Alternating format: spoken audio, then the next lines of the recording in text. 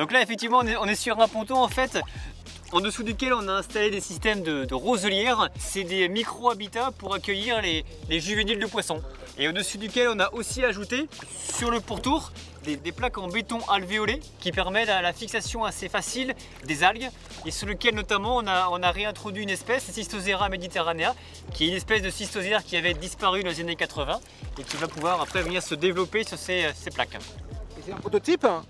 C'est un prototype effectivement, ça n'a jamais été fait auparavant. Donc là on est sur un projet de restauration écologique dans le cadre d'un grand projet qui s'appelle Réciflab, de restauration du littoral agatois. On a commencé par la bande littorale, les 300 mètres avec des récifs artificiels construits en imprimante 3D. On en a mis dans le port aussi pour des mouillages écologiques pour les plaisanciers.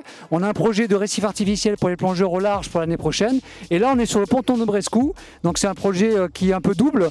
On est sur la gestion de la fréquentation de notre île singulière, la seule île de la région Occitanie, et en même temps donc d'installer sous ce ponton des dispositifs écologiques qui permettent de renforcer, de développer la biodiversité marine de notre littoral agatois.